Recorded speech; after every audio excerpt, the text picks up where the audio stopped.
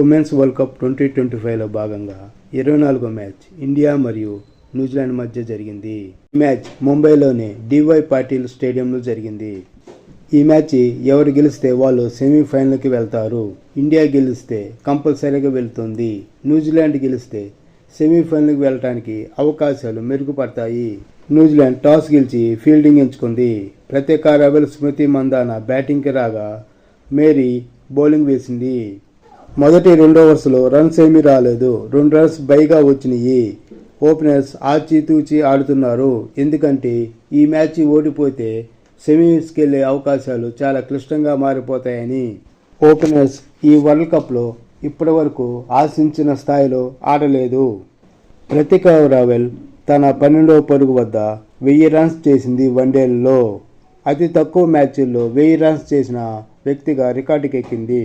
15 ఓవర్స్కి 74 runs కొట్టారు. Wicket ఏమీ నష్టపోలేదు. 16వ ఓవర్లో స్మృతి మందాన 6 కొట్టింది. ఒకే సంవత్సరం అత్యధిక 6లు కొట్టిన వ్యక్తిగా రికార్డుకి ఎక్కింది. 29 6లు కొట్టింది. ఇంతకుముందు 2017లో లైజీ లీ 28 6లు కొట్టి ఉంది. తర్వాత వరుసగా స్మృతి మందాన, ప్రత్యేక రవెల్ హాఫ్ సెంచరీలు చేశారు. ఇద్దరు బ్యాటర్లు బాగా ఆడుతున్నారు. స్మృతి మందాన ఫాస్ట్గా ఆడుతుంటే ప్రత్యేక రవెల్ స్లోగా ఆడుతూ ఉంది. 30 ఓవర్స్కి 188 రన్స్ చేశారు. స్మృతి మందాన 98, ప్రత్యేక రవెల్ 75లో ఉన్నారు. 31 ఓవర్లో స్మృతి మందాన సెంచరీ చేసింది. వన్డేల్లో అత్యధిక సెంచరీలు చేసిన వ్యక్తిలో రెండో వ్యక్తిగా స్మృతి మందాన ఉంది. ఇప్పటికో వరకు 14 సెంచరీలు చేసింది. మ్యాక్లానింగ్ 15 సెంచరీలతో ఫస్ట్ ప్లేస్లో ఉంది.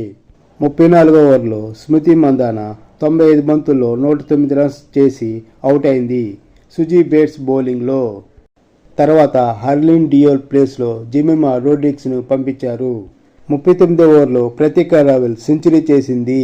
వరల్డ్ కప్లో తనకి ఇదే మొదటి సెంచరీ. జెమిమా రోడ్రిగ్స్, ప్రత్యేక రవెల్ కలిసి స్కోర్ వేగాన్ని భారీగా పెంచారు. 43వ ఓవర్లో ప్రత్యేక రవెల్ 102 పరుగుల వద్ద అవుట్ అయింది. 45వ ఓవర్లో జెమిమా రోడ్రిగ్స్ హాఫ్ సెంచరీ చేసింది. ఈ టోర్నమెంట్లో తక్కువ బాల్లో హాఫ్ సెంచరీ చేసిన వ్యక్తి. 48 ఓవర్స్కి 329 పరుగులు చేశారు. 48 ఓవర్స్ తర్వాత వర్షం కారణంగా మ్యాచ్ని ఆపివేశారు. మ్యాచ్ని 49 ఓవర్లకు కుదించారు. తర్వాత 49వ ఓవర్ వేయించారు.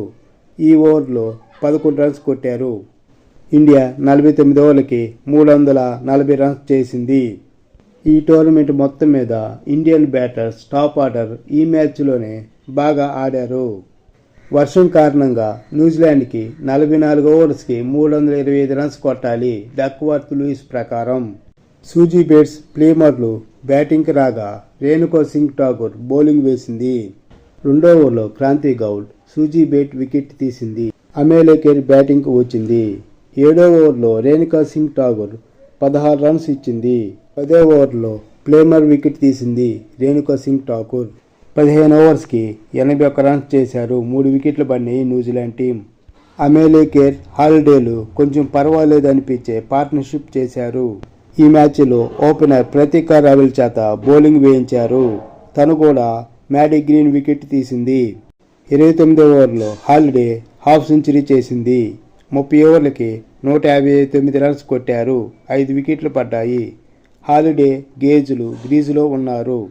32, 33, 34, 35, 36, 37 ఓవర్లో రన్స్ బాగానే ఇచ్చారు. కానీ న్యూజిలాండ్కి ప్రయోజనం లేకుండా పోయింది. ఎందుకంటే రన్స్ ఎక్కువ కొట్టాలి. హాలిడే 81 పరుగు వద్ద అవుట్ అయింది శ్రీచర్ని బౌలింగ్లో. 41వ ఓవర్లో గేజ్ హాఫ్ సెంచరీ చేసింది. 44 ఓవర్లకి 271 రన్స్ కొట్టారు. 8 వికెట్లు పడ్డాయి. ఇండియా 53 రన్స్ తోటి విజయం సాధించింది. ఈ గెలుపుతోటి ఇండియా సెమీఫైనల్కి వెళ్ళింది. ఇండియా టాప్ ఆర్డర్ బాగా బ్యాటింగ్ ఆడింది. స్మృతి మందాన అగ్రెసివ్గా ఆడింది. ప్రత్యేక రవెల్ కొంచెం స్లోగా ఆడింది. తర్వాత వచ్చిన జెమిమా రోడ్రిగ్స్ ఫాస్ట్గా ఆడి మ్యాచ్ స్కోర్ని పెంచింది. న్యూజిలాండ్ బ్యాటింగ్కి వచ్చిన తర్వాత Indian pace bowling New Zealand top ఆర్డర్ని కుప్పకూల్చింది. కెప్టెన్ సూజీ బేట్స్ అవుట్ అయిన తర్వాత మ్యాచ్ మొత్తం మారిపోయింది. న్యూజిలాండ్ బ్యాటర్స్ బాగా ఆడినా సరే రెగ్యులర్గా వికెట్లు పడటం వల్ల మ్యాచ్ గెలవలేకపోయారు. అదిగాక ఎక్కువ స్కోరు ఉండటం వల్ల చాలా కష్టంగా మారింది. ఓవరాల్గా ఈ మ్యాచ్లో ఇండియా బ్యాటింగ్ బాగా ఆడింది. బౌలింగ్ పర్వాలేదనిపించింది. ఫీల్డింగ్లో చాలా లోపాలు ఉన్నాయి. తర్వాత మ్యాచ్ బంగ్లాదేశ్ తోటి ఉంది. ఇది నామమాత్రం మ్యాచే.